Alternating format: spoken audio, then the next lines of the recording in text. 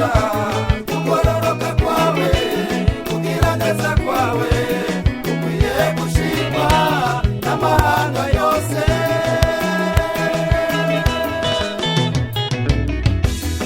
matondo mingi kolopona bolingo nayo okufela biso na ikolo supona pesa tobika matondo mingi kolopona bolingo nayo okufela biso na ikolo supona pesa tobika kumama yawe kumama ye matondo mingi kolopona bolingo nayo okufela biso na ikolo supona pesa tobika matondo mingi kolopona bolingo nayo okufela biso na ikolo supona pesa tobika kumama yawe kumama ye ukurukundi mana yakunze abari mwisi waringo watumye tangumana w'ikinege kugira ngo umwisera azaferubi ariko azahabwe ubugingo budashira ukurukundi mana yakunze abari mwisi waringo watumye tangumana w'ikinege kugira ngo umwisera azaferubi ariko azahabwe ubugingo budashira kugororoka kwawe kugira neza kwawe ukwiye gushimwa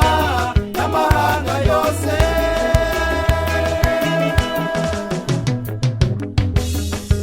turafise ico mbibariza mwebwe mwese munyumviriza mbega ninde yo kwitangira mugenzi wiwe ari umuvyeyi wiwe canke umukunzi wiwe tari yesu muwe yadukunze abarundi abakenya abatanzania ndafise we ico mbibariza mwebwe mwese munyumviriza mbega ninde yo kwitangira mugenzi wiwe ari umuvyeyi wiwe canke umukunzi wiwe tari yesu we yadukunze ukurukundi mana yakunze abari mwisi waringo watumye tangumana w'ikinege kugira ngo umwisera azaferubi ariko azahabwe ubugingo budashira ukurukundi mana yakunze abari mwisi waringo watumye tangumana w'ikinege kugira ngo umwisera azaferubi ariko azahabwe ubugingo budashira kugororoka kwawe kugira neza kwawe ukwiye gushimwa n'amahanga yose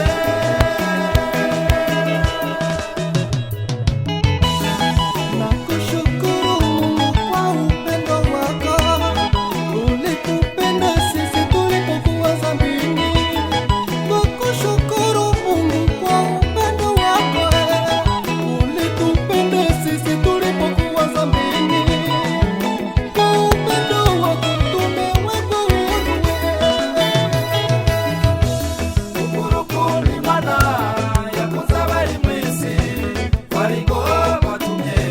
tangumana w'ikinege kugira ngo umwisera azaferubi ariko azahabwe ubugingo budashira ukurukundi mana yakunze abari mwisi waringo watumye tangumana w'ikinege kugira ngo umwisera azaferubi ariko azahabwe ubugingo budashira kugororoka kwawe kugira neza kwawe ukwiye gushimwa n'amahanga yose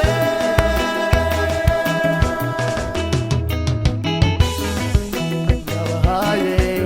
icyagezwe gisha mukundane kuko nabakunze nimakundana niho bose bazomenya ko murabigishwa kandi by'ukuri yabahaye icyagezwe gisha